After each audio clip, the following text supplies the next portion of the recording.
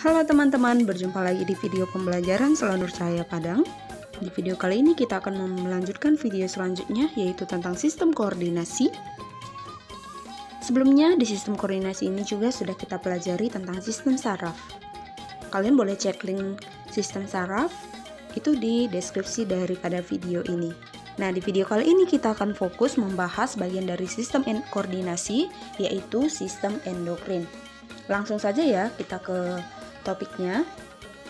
Tapi sebelum menonton video ini jangan lupa untuk like dan subscribe ya. Terima kasih, semoga video ini bermanfaat untuk kamu yang menonton. Oke, tahukah kamu apa itu sistem endokrin? Sistem endokrin itu biasa disebut sebagai hormon. Sistem endokrin ini merupakan sekumpulan dari kelenjar dan organ yang memproduksi hormon. Jadi, sistem endokrin berfungsi untuk memproduksi hormon. Hormon ini merupakan senyawa organik pembawa pesan kimiawi di dalam aliran darah menuju ke sel-sel atau jaringan tubuh. Nah, sistem hormon ini itu akan berinteraksi dengan sistem saraf dan berfungsi untuk mengatur aktivitas tubuh seperti metabolisme, homeostatis, pertumbuhan, perkembangan seksual, dan siklus reproduksi, siklus tidur, dan juga siklus nutrisi. Nah, sekarang kita akan bahas bagaimana karakteristik dari kelenjar hormon ini. Sekali lagi ya, kelenjar endokrin ini berfungsi untuk menghasilkan hormon. Nah, karakteristiknya itu yaitu yang pertama, tidak memiliki saluran dan mensekresikan hormon langsung ke dalam cairan di sekitar sel.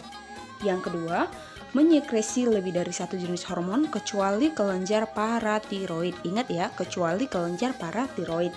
Yang ketiga, memiliki sejumlah sel sekretori yang dikelilingi banyak pembuluh darah dan ditopang oleh jaringan ikat. Yang keempat, masa aktif dari kelenjar endokrin ini dalam menghasilkan hormon itu pasti berbeda-beda di setiap kelenjarnya. Nah, yang kelima, sekresi hormon dapat distimulasi atau dihambat oleh kadar hormon lainnya dan senyawa non-hormon dalam darah serta impuls saraf. Nah, itu dia karakteristik dari kelenjar hormon. Tadi sudah kita bahas karakteristik dari kelenjar hormon. Sekarang kita akan bahas poin-poin penting ataupun bagian dari kelenjar hormon dan sekresi hormon. Jadi nanti di sini akan saya jelaskan apa-apa saja jenis-jenis kelenjar endokrin dan apa sekresi hormon ataupun apa hormon yang disekresikan oleh setiap kelenjar ini. Ya, jadi kelenjar endokrin ini pada manusia itu meliputi hipofisis atau pituitari, kemudian ada kelenjar tiroid, kelenjar paratiroid, kelenjar adrenal, kelenjar pankreas, kelenjar pineal, dan timus. Nah, kita akan bahas masing-masing dari kelenjar endokrin dan sekresi hormonnya. Yang pertama adalah hipofisis. Hipofisis ataupun pituitari ini merupakan organ berbentuk oval ya, itu melekat pada dasar hipotalamus otak, jadi letaknya itu di otak, besarnya itu sebesar kacang. Nah, hipofisis ini terbagi menjadi 3 bagian ya, ada lobus anterior, intermedia, dan posterior. Kita akan bahas masing-masing dari lobus. Yang pertama lobus anterior. Lobus anterior ini menghasilkan hormon. Yang pertama, hormon GH ataupun hormon pertumbuhan, yaitu mengendalikan pertumbuhan sel, tulang, kartilago, mengatur laju sintesis protein, serta mengatur pemakaian dari lemak. Yang kedua adalah hormon thyroid stimulating hormone atau TSH. TSH ini meningkatkan pertumbuhan dan perkembangan dari kelenjar tiroid ataupun gondok. Jadi laju produksi hormonnya ataupun tiroksin dan metabolisme sel. Nah, selanjutnya ada hormon ACTH atau adrenocorticotropic hormone. Nah, ACTH ini merangsang kelenjar korteks adrenal untuk mensekresi glukokortikoid. Selanjutnya ada hormon gonadotropin. Gonadotropin ini terdiri atas FSH dan LH. FSH atau follicle stimulating hormone ini menstimulasi pertumbuhan folikel ovarium dan memproduksi hormon estrogen pada wanita dan menstimulasi pertumbuhan dan perkembangan spermatozoa pada laki-laki. Sedangkan hormon luteinizing hormone atau LH itu bekerja sama dengan follicle stimulating hormone untuk menstimulasi produksi estrogen, berperan dalam ovulasi pada sekresi progesteron itu pada wanita dan menstimulasi produksi testosteron pada laki-laki. Yang kedua dari kelenjar hipofisis adalah lobus intermedia. Lobus intermedia ini menghasilkan hormon endorfin. Hormon endorfin ini menghilangkan nyeri alamiah, merespons stres dan aktivitas seperti olahraga. Kemudian ada MSH. MSH ini atau melanocyte stimulating hormone merangsang pembentukan pigmen dan penyebaran sel penghasilnya ataupun melosit. Yang ketiga ada lobus inferior. Lobus inferior ini menghasilkan ADH. Antidiuretik hormon ADH ini menurunkan volume air yang hilang dalam urin dan oksitosin ataupun menstimulasi kontraksi otot polos saat melahirkan dan pengeluaran ASI pada ibu menyusui. Jadi itu sekresi dari hormon ADH.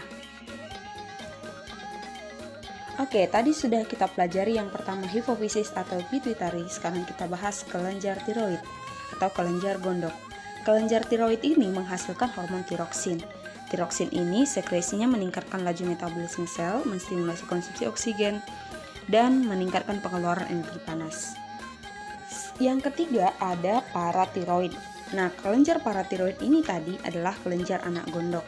Kelenjar anak gondok ini menghasilkan hormon paratormon ataupun PTH, paratiroid hormon. Nah, sekresinya itu fungsinya untuk mengendalikan keseimbangan kalsium dan fosfat dalam tubuh melalui stimulasi aktivitas osteoklas ataupun sel penghancur tulang, aktivasi vitamin D, dan stimulasi reabsorpsi kalsium dari tubulus ginjal. Nah, itu dia kelenjar paratiroid. Nah, yang keempat, kita akan bahas yang keempat adalah adrenal. Kelenjar adrenal ini ataupun anak ginjal ini merupakan bagian medula yang menghasilkan adrenalin. Adrenal ini meningkatkan frekuensi jantung ya, metabolisme dan konsumsi oksigen.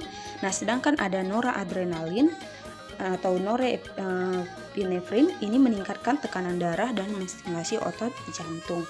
Nah, adrenal bagian korteks itu menghasilkan aldosteron dan glukokortikoid. Aldosteron ini mengatur keseimbangan air dan elektrolit, sedangkan glukokortikoid itu mempengaruhi metabolisme glukosa, protein, lemak, dan menjaga membran lisosom. Nah, ada juga gonadokortikoid, itu sebagai prekursor pengubahan testosteron dan estrogen oleh jaring lain. Nah, yang kelima adalah pankreas. Nah, tahukah kamu apa itu pankreas? Ya, pasti tahu ya, pankreas ini merupakan organ berbentuk pipih, itu terletak di belakang bawah lambung kita. Nah, pankreas ini itu sebagai endokrin untuk menghasilkan hormon glukagon, yaitu penguraian glikogen dalam hati menjadi glukosa. Kemudian hormon insulin itu menurunkan katabolisme lemak dan protein, menurunkan kadar gula darah, serta meningkatkan sintesis protein dan lemak.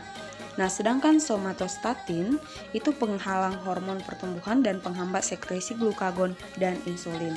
Yang terakhir ada polipeptida pankreas, itu fungsinya belum diketahui sampai sekarang. Nah, itu dia bagian-bagian dari hormon kelenjar pankreas. Oke, yang keenam adalah pineal. Pineal ini terletak di langit-langit otak yang menghasilkan melatonin yang berpengaruh pada pelepasan gonadotropin dan menghambat produksi melanin. Jadi, produksi melatonin itu terendah terjadi pada siang hari dan terbesar pada malam hari. Itu adalah kelenjar pineal. Selanjutnya ada kelenjar timus. Kelenjar timus ini terdiri atas dua lobus berwarna kemerahan, itu terletak di posterior toraks, di atas jantung. Nah, pada bayi baru lahir biasanya bentuknya itu sangat kecil. Nah, jadi timus ini menghasilkan timosin untuk mengendalikan perkembangan sistem imun. Nah, yang ke-8 adalah ovarium, testis, dan plasenta. Ovarium ini menghasilkan hormon estrogen dan progesteron, testis ini menghasilkan hormon testosteron, plasenta menghasilkan gonadotropin karion, estrogen, progesteron, dan somatotropin. Nah, perhatikan gambar berikut. Berikut adalah letak dari setiap kelenjar endokrin pada manusia ya. Ada kelenjar pineal, itu berada di otak, ya, posterior dari tulang belakang. Kemudian ada tiroid, kelenjar tiroid itu ada dua, berada di bawah leher, di bawah rahang. Kemudian ada timus itu berada di bawahnya si kelenjar tiroid. Kemudian ada kelenjar adrenal, kemudian ada pankreas, ada ovarium, uterus, dan juga ada testis. Nah, disinilah letak-letak dari setiap kelenjar tersebut, dan tadi saya sudah jelaskan apa sekresi dari hormon yang dihasilkan dari setiap kelenjar. Oke, sekarang kita akan lanjutkan ya. Saya akan bahas dan beritahu kepada kalian apa perbedaan sistem saraf dengan sistem endokrin. Nah, sudah pasti tahu ya bahwa sebelumnya di awal sudah saya jelasin bahwa sistem syaraf dan sistem endokrin ini adalah bagian dari sistem koordinasi. Artinya tidak bisa dipisahkan antara satu dengan yang lainnya. Oke, pembedanya itu adalah yang pertama dari aksi. Aksinya itu sistem hormon itu lambat, sedangkan sistem syaraf itu cepat atau segera. Nah, kemudian responnya.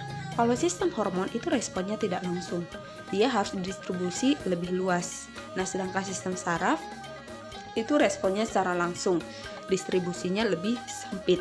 Nah, pengaturannya, kalau sistem hormon itu jangka panjang, misalnya untuk pertumbuhan. Nah, sedangkan sistem syaraf ini itu jangka pendek, misalnya kontraksi otot jantung, misalnya ketika kita terkejut, ya, itu merupakan pengaturan dari sistem syaraf. Nah, kemudian sekresinya, kalau sistem hormon itu mensekresikan hormon, ya, sistem hormon itu mensekresikan hormon. Nah, kemudian kalau misalkan dia sistem syaraf itu mensekresikan neurotransmitter. Oke, nah kemudian komunikasi, dari aspek pembeda komunikasi. Kalau dia sistem hormon itu komunikasinya itu melalui sistem sirkulasi.